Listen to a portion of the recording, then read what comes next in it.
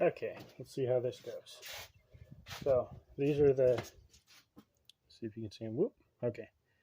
This is the saddle valve. I don't remember what brand makes this, but this is the piece I think I can make work for piercing a refrigerant tank.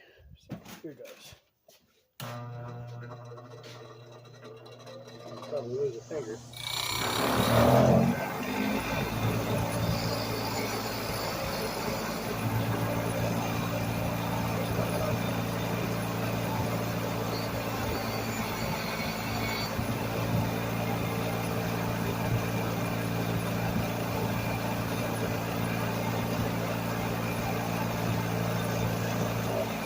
I'll let that go for a minute to get it prepared.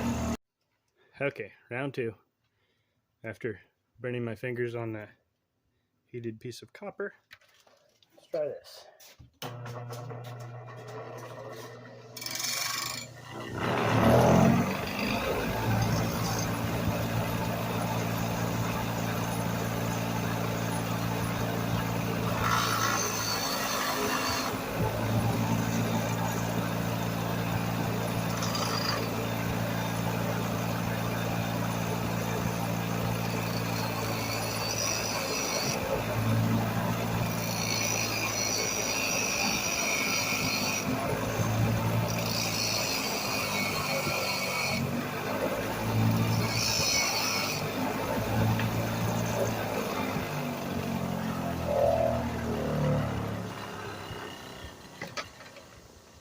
Okay, get this over where you can see it. So I took the spike off of this, and I see the video shaking pretty badly from the out of balance wheel on that, but anyway, I took the spike off, cut the curve off of this because the side of the tank is closer to flat than a 3/8 tube. That will let it screw in.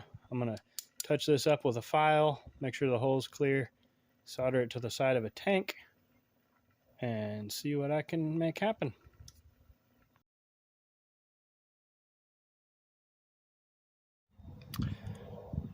Okay, I hope I can capture this on video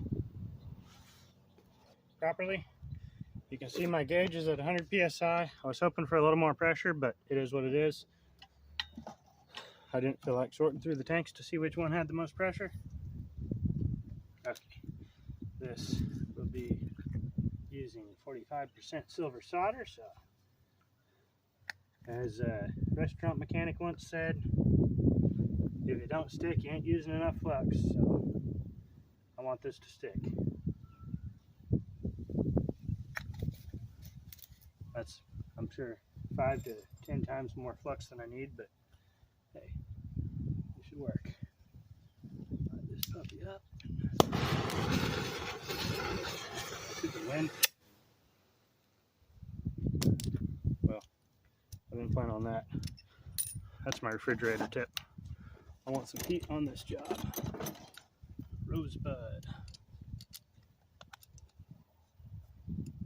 Okay.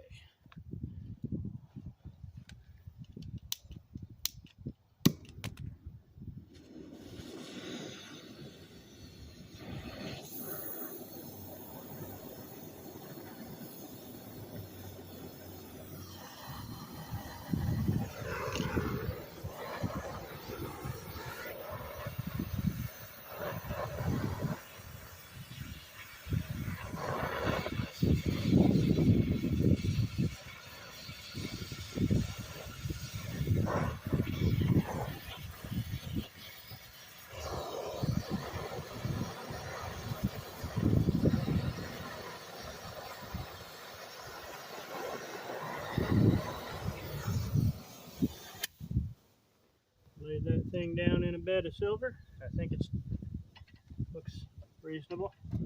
I mean, it looks like trash, but it's okay. It's not for looks. My pressure, as the tank probably has no liquid, is still 100. Maybe it went up a pound, I don't know. Put this tip away.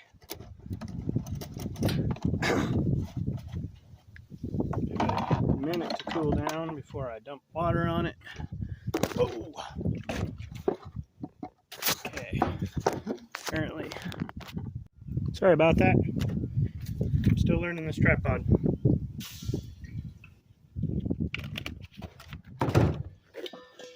This thing still has pressure, so.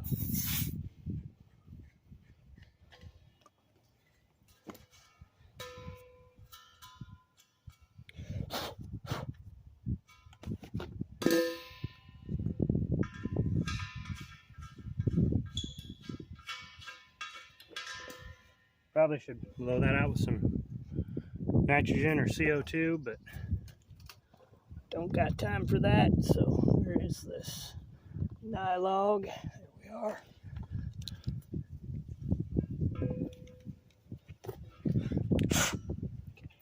Yeah, good enough. Boil this. I'm gonna buy a new bottle of that. I keep forgetting. Boil this thing up a little. Crank that in there. I don't know why the O-ring always wants to come out. Probably why I don't generally use these type.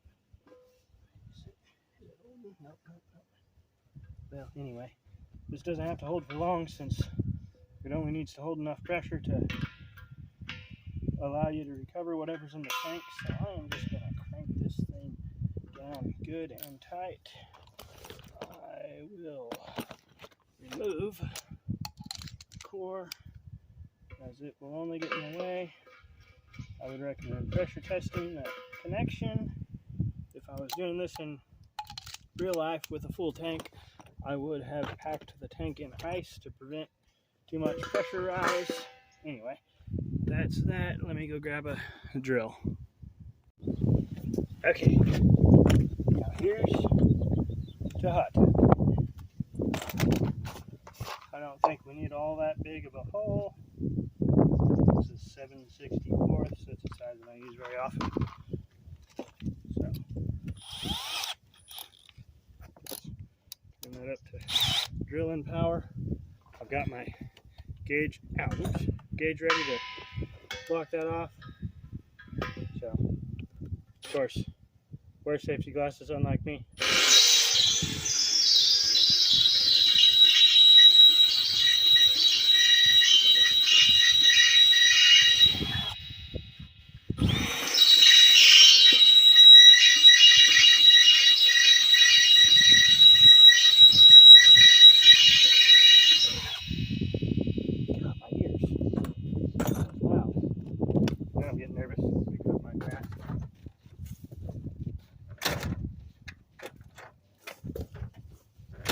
Hate to end up with a shaving in my eye.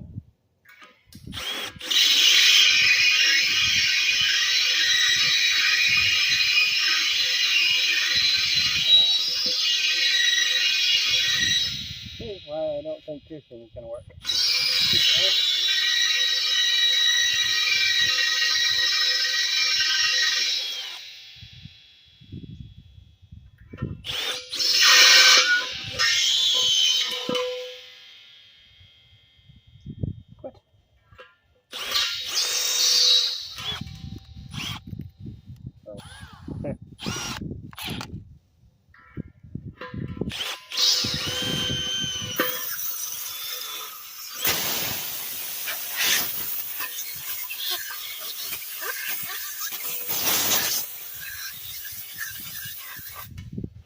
And you definitely would want to have that hole above the liquid level, or you'd have some serious frostbite. In this case, I had no liquid, so we dropped 50 psi, which, I mean, it is what it is. There was no liquid to begin with, so. Salting pressure.